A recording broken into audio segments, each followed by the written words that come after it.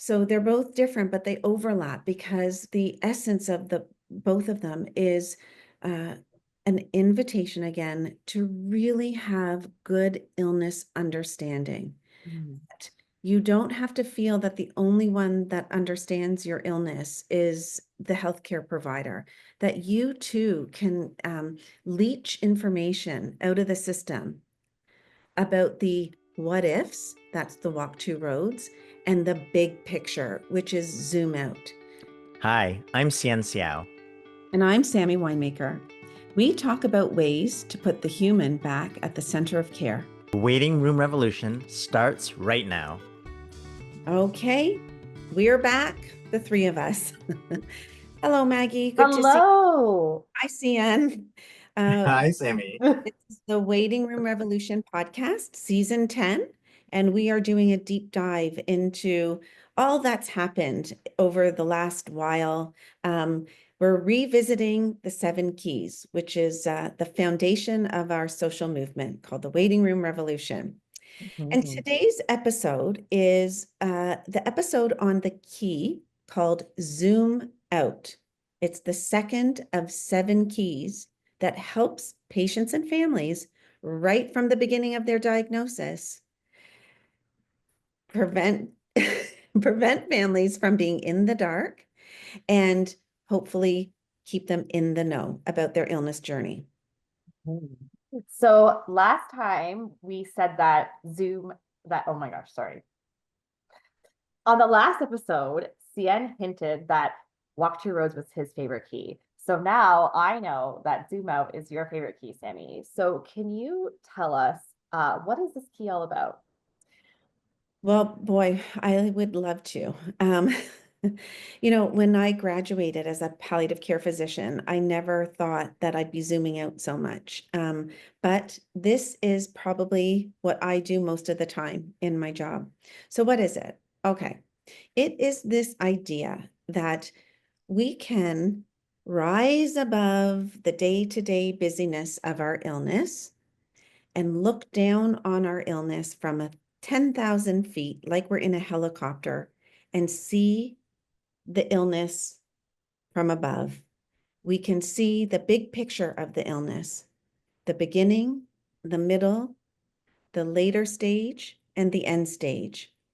And you can't see that when you are down on the ground. You can't see what's around the corner or over the hill. But when you rise up in a helicopter and zoom out, you can see the general storyline of every illness. And so, why is that important? Because it offers people a guide, a roadmap. It helps people to understand, oh, this is where I've come from in the illness. Oh my goodness, now I understand where I'm at here on this road.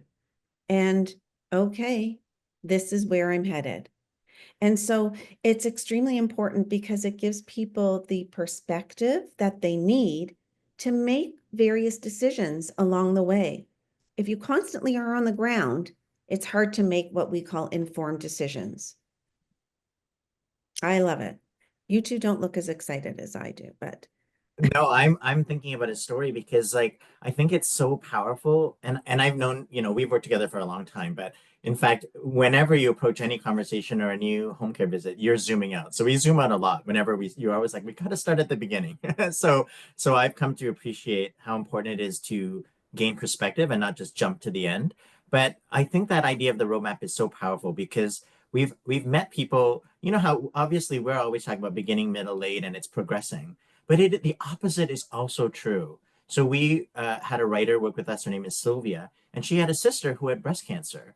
And in fact, her breast cancer is one of the most curable cancers. She's had surgery, but she thought she was in the late and end stage, and she kept wondering. In fact, they bought a really nice bottle of red wine, and they said, when we're ready, we're going to open this to celebrate. But she never, even though she was in remission, she didn't really know what that meant. So in fact, if she had a better idea of the big picture of that kind of breast cancer and where she was in her treatment, she would have celebrated. But she was living in a fear in a way. And so they never opened that bottle of red wine. And so it's the opposite is true. Like some people think they're in a later stage when they're in fact in an early stage that they could do many things. And so there's different things to plan for and prepare for, but I think it just gives people realistic expectations. And I think that's why it's powerful. Mm. Can you think of any guests in the past that we've had on the podcast or people we've met at events that have successfully been able to use this key? Sammy, I think if you want to talk about Krista and her experience with caring for her father with dementia and also supporting her mom, I think that's such a powerful story of Zoom Out. Yeah, I mean, our dear friend Krista, her father was diagnosed with dementia. And I know she wouldn't mind us talking about this because she's been so public about sharing her story. But, she and her family were living the day-to-day life of their father's dementia and, very scared about talking about what's going to happen. And it was very difficult for them to get ahead and to plan ahead. And of course, with any progressive life limiting illness, one must plan for the next stage. And so when she asked me about dementia, which was brave of her because she admits that she isn't someone who has naturally wanted to always know about what happens. She was brave enough to listen to what the average dementia experience is like. What does dementia look like in the beginning? What are the features that you can track over time to inform yourself that a person is in the middle of the story or the later stage of the story? So it allowed her to understand where her father was at in his dementia and what to expect generally going forward. And then to identify, oh, yes, he's transitioning to this next stage. And that allowed her to sort of guide her family around different big decisions they needed to make and feel prepared. And for her, it's very funny. She says that she has become that person in her community and her friend circle. She's so willing and able to talk about the big picture of things now that people come to her and ask her, um, what do I need to know about, my person who has been diagnosed with cancer? And, she helps them get the courage to ask the right questions to their specialists so that they too, just like she did with her dad's dementia, will have a feeling of being guided. Mhm. Yeah. And I think with Krista's stories, there's also her mom. And her mom is the kind of person who's living day to day. She's overwhelmed by caring for, her husband who needs help getting up and moving around and etc. And so she just said, I'm a day-to-day person. I can barely get through the day. I can't plan ahead. But in fact, when we uh, interviewed them to help us develop these dementia roadmaps and passed along our book, she read the book cover to cover. She highlighted it, she dog-eared it. She said, there are questions in here I didn't know I could ask. And as they were progressing, because he was being supported at home, then they found respite in the community, and then now he's in a long-term care home. Knowing that these were the steps that could happen and what it would take to manage those transitions gave them the I don't know if hope is the right word, but gave them the ability to sustain themselves, stay afloat, so they could make it to the next milestone. And I think it was a game changer for them because they were, it's easy to feel like you're drowning and to get sucked under. But if you know what's coming next and that if you can just make it to the next thing and how we're ready for it, it can just give people a buoy. So I Mhm. think it's not just Krista, it's her whole family. And it was Mhm. such a great example of someone who says that, back to our previous episode, they don't want to know. There are things that they may want to know that they didn't even know they could ask. Mhm, mhm. So, Sian, you mentioned roadmaps. So, I think let's talk a little bit more about this. So, we've worked with Health Canada on these disease roadmaps. So, maybe we can touch base about what did these roadmaps look like, and what did we learn from the process of creating the roadmaps? Well, Okay. Sammy, I want to turn it to you because we always joke that if you ever got a tattoo, you'd get these roadmaps on these Yeah. illness trajectories. Yeah, I talk about them so much. Okay, well, the idea of a roadmap, again, is what is the general pattern of this particular illness? For most people, the average person who has this illness, what does it look like? Because when a person gets a diagnosis, it's their first time. But most all illnesses have been around for a long, long time. Many people have had them. And so we can paint a picture of what those illnesses look like, figuratively and literally. So, yeah, so the roadmaps break an illness down into stages. Um, and so we have the beginning, the middle, the late, and the end stage, if it truly is a progressive, life-limiting illness. And I can think of at least 20 big diagnoses off the top of my head that would fit this, but I won't just blurt them out because people might not be ready to know that. But an illness pattern can evolve and help be the guide and beacon for people. And so these roadmaps are our way of helping to explain what are the signs and symptoms of early, then middle, then late, then end stage. So a person can understand that it's normal what they're feeling, and oh, I'm going to be like this in the next stage, but not like this, so I'm relieved about that. And so it's very helpful, and it's helpful when we do these roadmaps to use as a tool to help bridge that awkward conversation between the patient, family, and the healthcare provider. That these tools can be used to say, can you help me understand my illness? Um, what stage am I at in my illness? What can I expect as things go forward? And how will I know I'm transitioning into the next stage? So a roadmap can help you have that conversation and therefore help you to zoom out. And Yeah. these And roadmaps I'm were really like, sorry, Oh, go I was ahead, gonna Sian. say, no, I was gonna say, like, I'm proud of ourselves because we partnered with disease organizations, with support from Health Canada to set people up for success. So we weren't just, this is us bridging not just from the patients and families, activating them, but we developed roadmaps with healthcare providers too. So we have one for Alzheimer's, dementia. We have one for COPD and Lung Health Foundation of Canada. We did one with ALS Canada and Motor Neuron Disease and Associations International.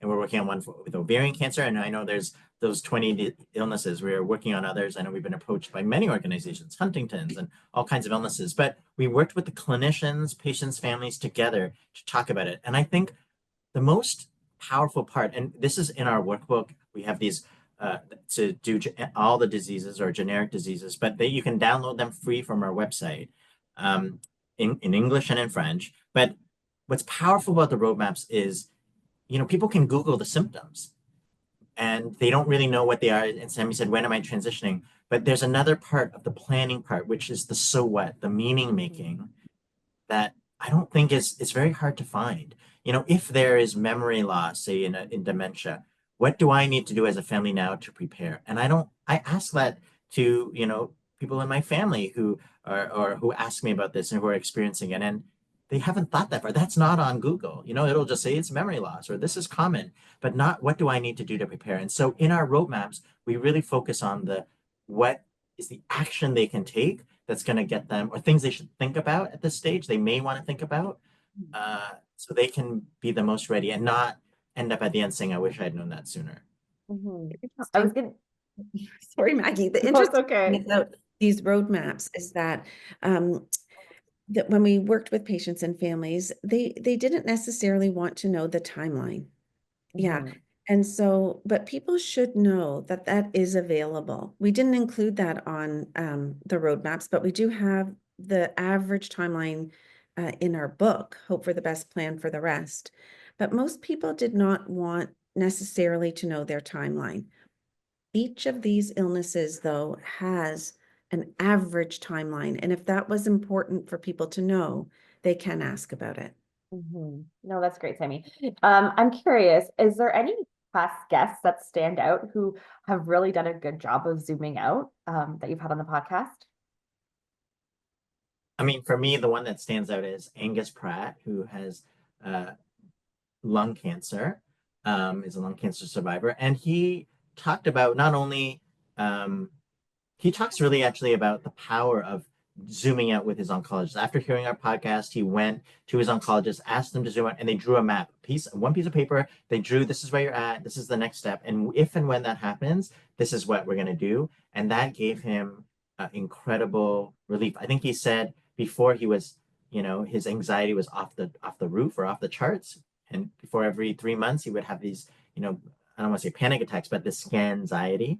And after that, he's like, it brought it to nothing. He knew that whatever news was going to come, he knew the illness progressed and that there was a plan, all the way up to being supported at home, what home care services, what hospice services, etc. But he's not at that stage, but knowing the plan gave him comfort. And so I thought that was so powerful. And of course, we spent some effort talking to geriatricians about Sabina Keene about frailty dementia, Catherine Demers and Daisy Dulé about heart failure and COPD, I think. So we've tried to do some illness specific episodes, but there are so many.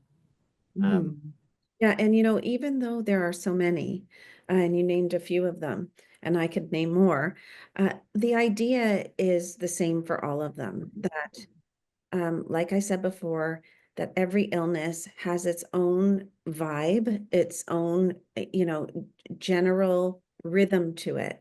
And so even though we have developed for 4 different specific illnesses, and we've talked to a few other illness specific specialists on our podcast, you can still use that information if you have a different illness to ask your healthcare provider, I see there is a roadmap for ALS.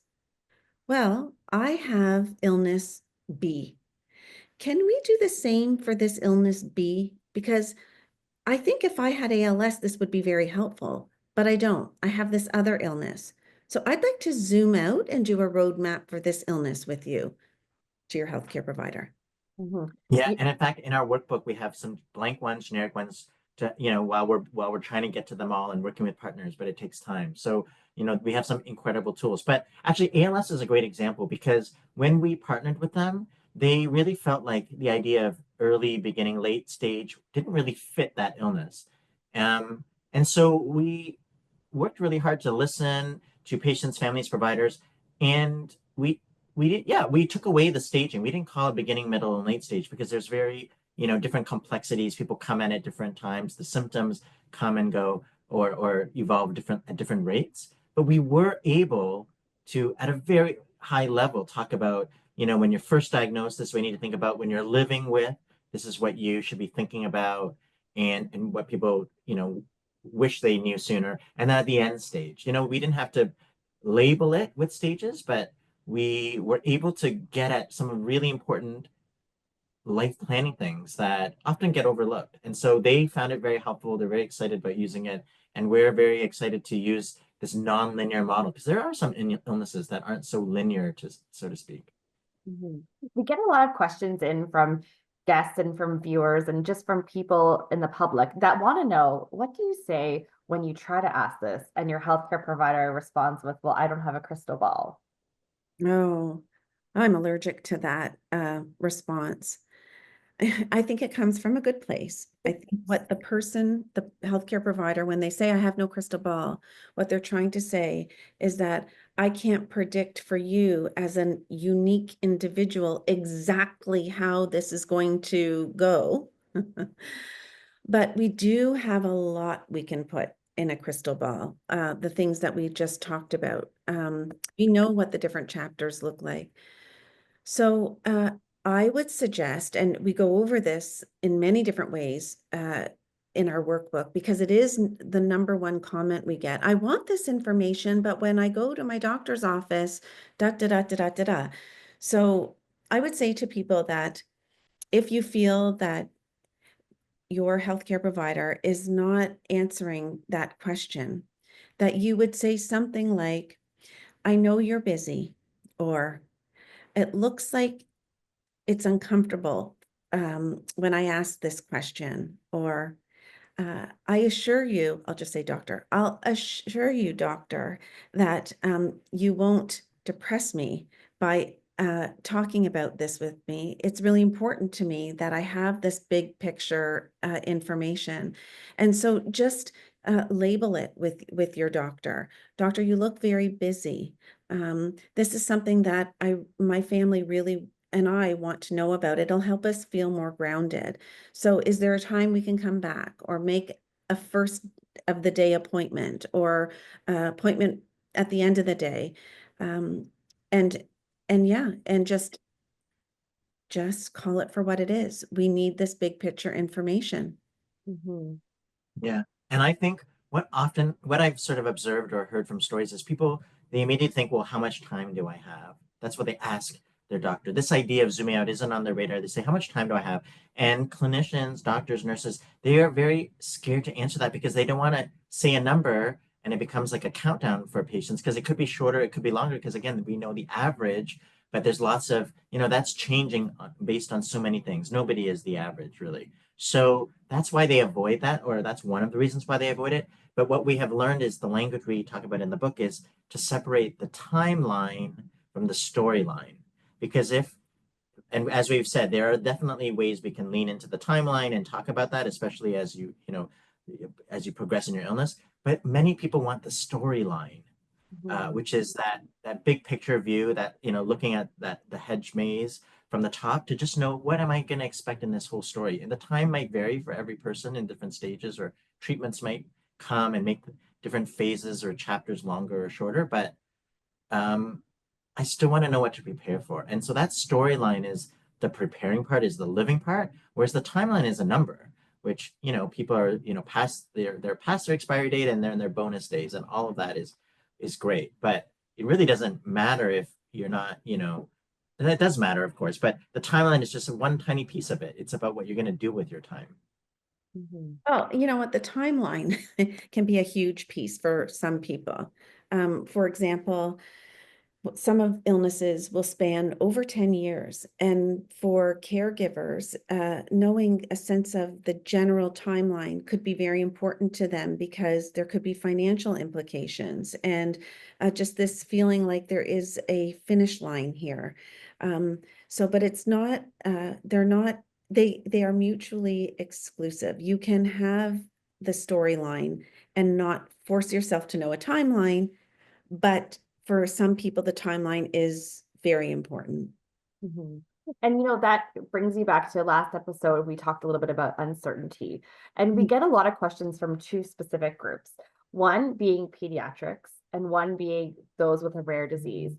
And for them to zoom it out is very hard because it might not be known. So I'm curious, Sammy, maybe this is a question for you. What do you do in these cases where, you have a pediatric patient or a patient with a rare disease where the trajectories are not well known? How do you deal with this? Yeah, I mean, I think again, individual trajectories are difficult to predict. I'm not a pediatric palliative care physician, but I do know that there are many illnesses in that patient population that can certainly be mapped out. And then there'll be others that can't. I can maybe comment more on this idea of a rare illness in the adult Mhm. population, and maybe it Mhm. does, can overlap with the pediatric Mhm. population. But, we have had people contact us with rare illnesses where the numbers are quite small. And we actually had one very brave person who has a rare skin disorder, um, who is, now that she has heard about this idea of zooming out and creating a roadmap, she is taking it upon herself, and anyone else who has this condition, to talk about with the healthcare providers, what are some of the generalities that people can know about, so that, like her, she's not always feeling like, I don't know what's going to happen next. She can't currently get the information that she really feels she needs as a roadmap. So Mhm. she is going to create a roadmap based on the flavor of the roadmaps that we've already mentioned. She's going to help, she's going to take that as like an outline or scaffolding and try to begin to map this rare illness. So it is certainly harder for people who have very rare illnesses, because again, the idea of a roadmap is that billions of people have walked this road before, and therefore we know the pattern. So if you have an illness that truly very few people have walked, it would be difficult to have a roadmap. But what I guess I wonder is that I think it's too easy sometimes to say, oh, there's too much variability. Oh, everyone's unique. Oh, we can't predict. Oh, we don't have a crystal ball.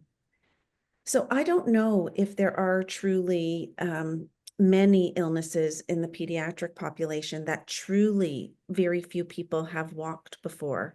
Maybe there are some, but I do know that we probably have a lower threshold to feel uncomfortable talking about the big picture when it comes to to the pediatric population.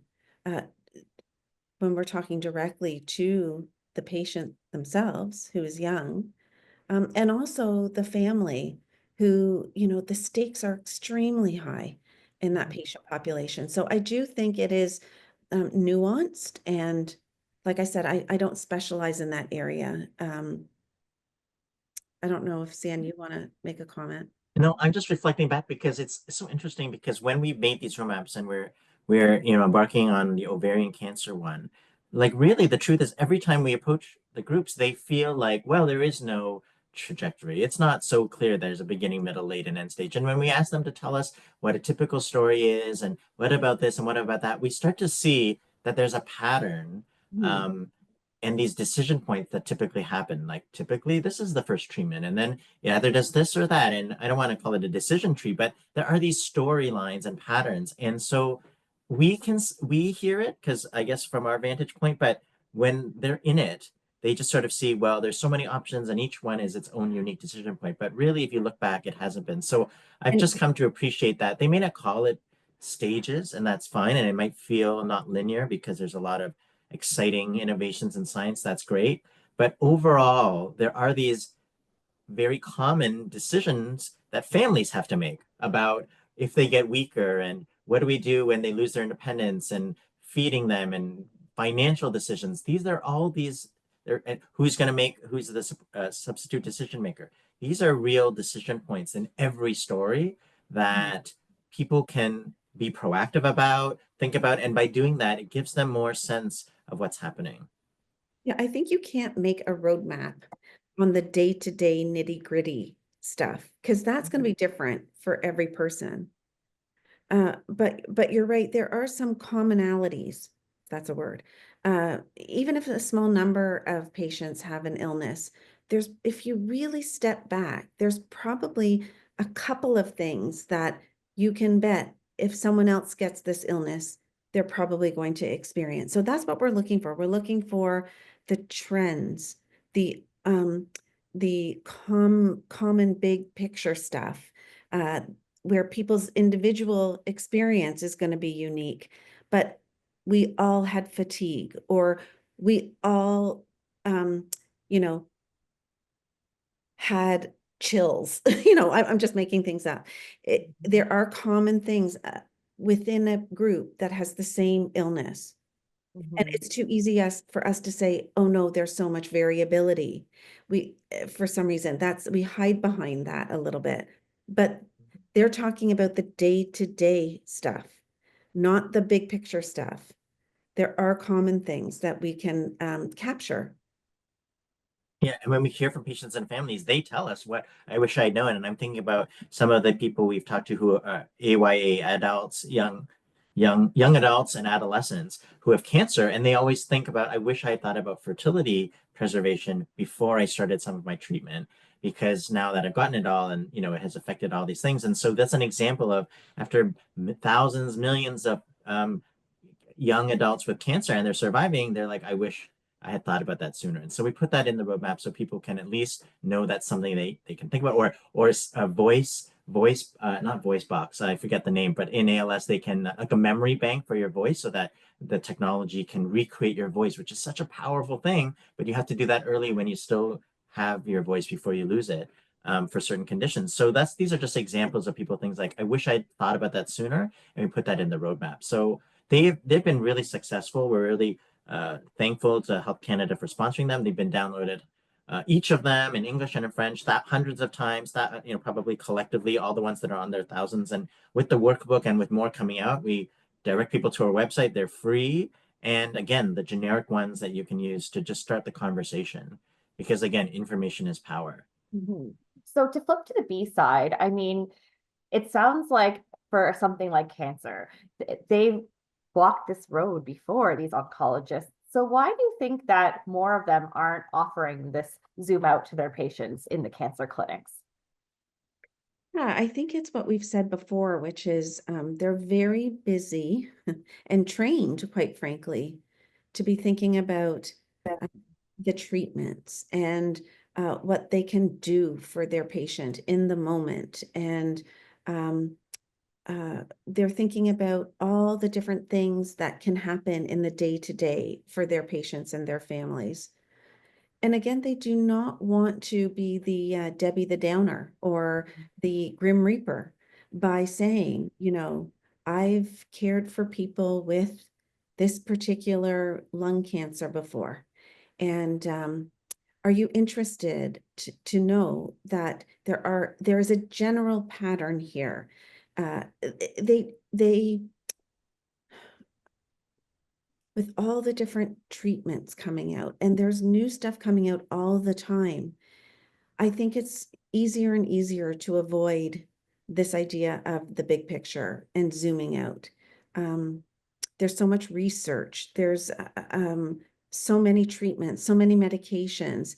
It's very easy for oncologists to get and other specialists to get sucked into those details and convince themselves that um, every individual they see is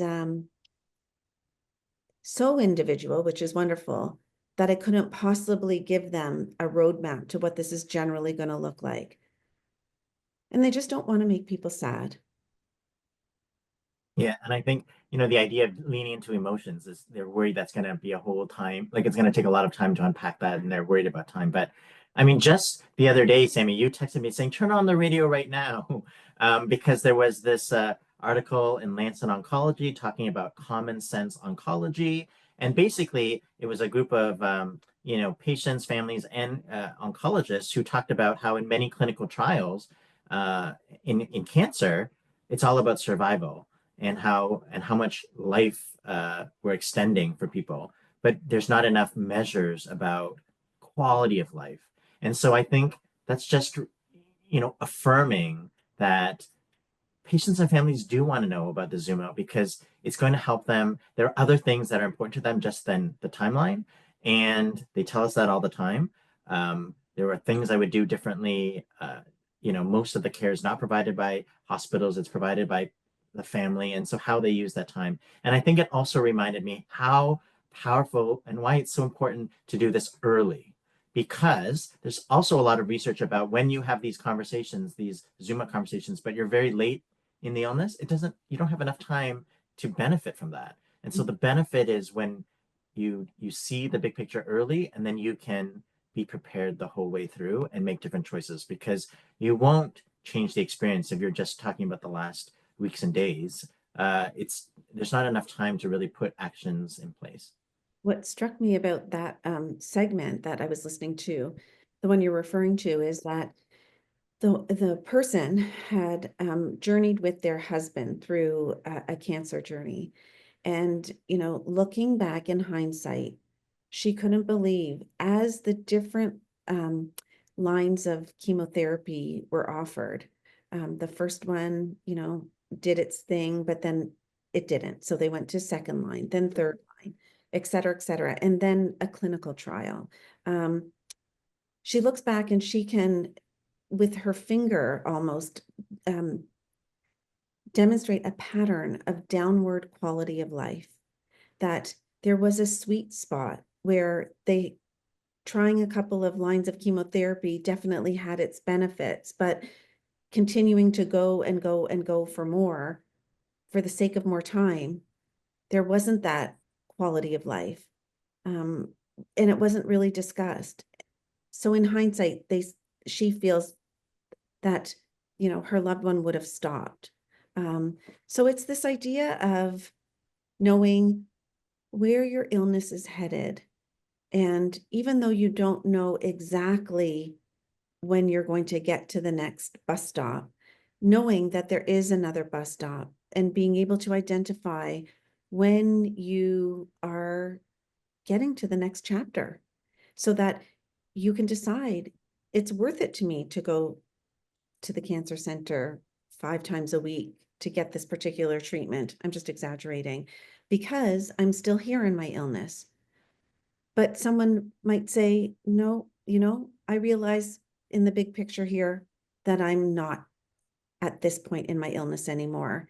And therefore, I want my time back. It's too much time to travel back and forth.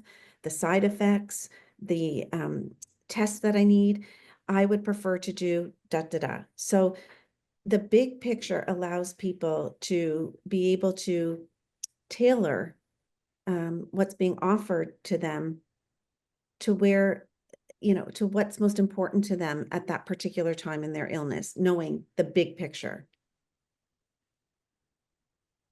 I'm curious, like if healthcare providers are listening, what advice would you give to them about an easy way to do this with their patients? Yeah, I would say little bits over time are less daunting and less disrupting, I guess, of the flow of very busy clinics.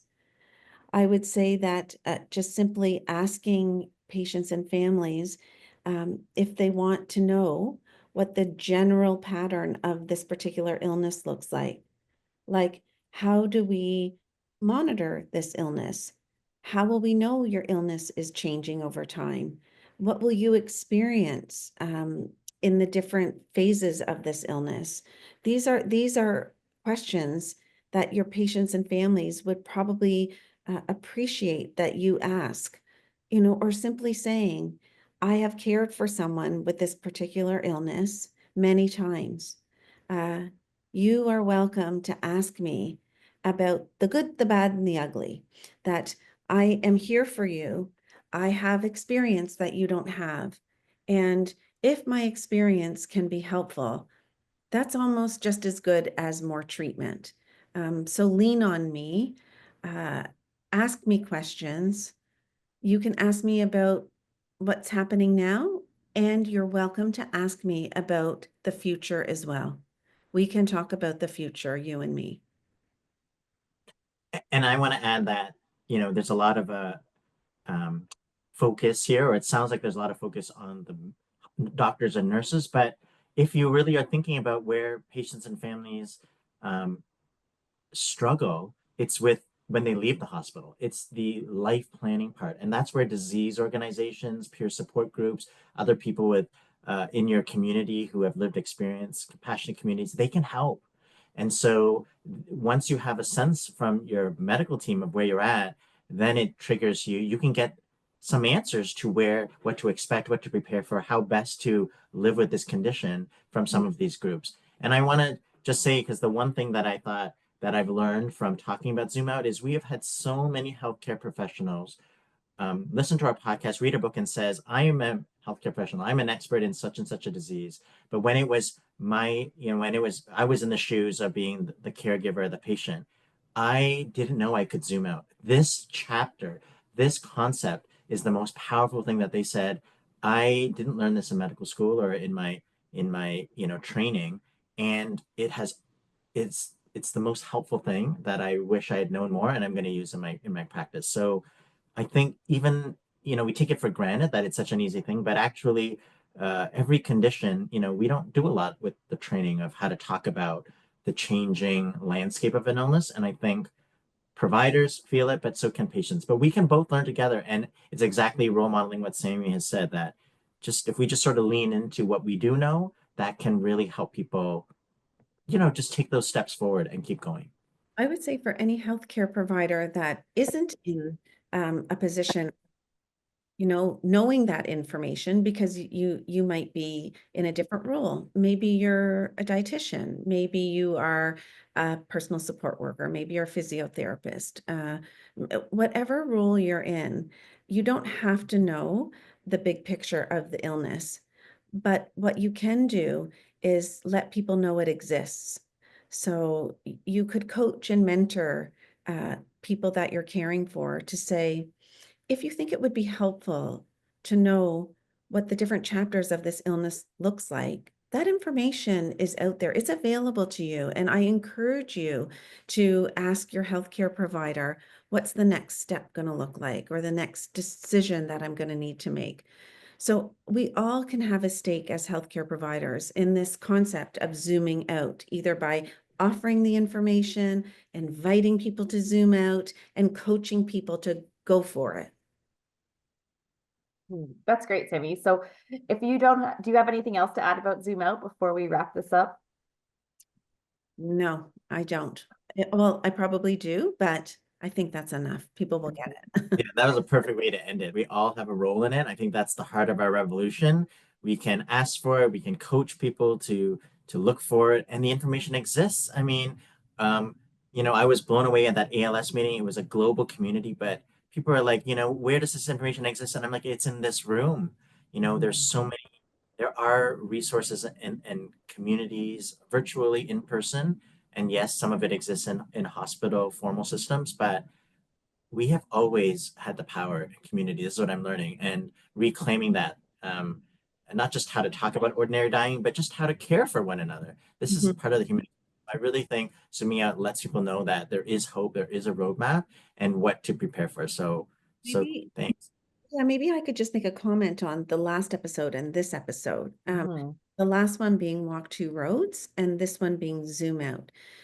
So they're both different, but they overlap because the essence of the both of them is uh, an invitation again to really have good illness understanding. Mhm. You don't have to feel that the only one that understands your illness is the healthcare provider, that you too can leach information out of the system about the what ifs, that's the walk two roads, and the big picture, which is zoom out. So information is the superpower for patients and families in this crazy thing called a healthcare system. That's great. Thanks so much, Sammy and Sian. I'm excited to Zoom Out next time I go to the doctor. So thank you, and we'll see y'all next week. Okay, bye. Thank you for listening. The workbook, Applying the 7 Keys for Navigating a Life-Changing Diagnosis, is available at select retailers now. Visit our website, waitingroomrevolution.com, for more details. On the website, you can also find free resources, event listings, learn more about the movement, and you can join our newsletter, which is the best way to keep up with everything Waiting Room Revolution. This episode was produced by Maggie Sivak, Sien Siao, Kayla McMillan, and Shilpa Jyothi Kumar. Our theme music is Maypole by Ketsa.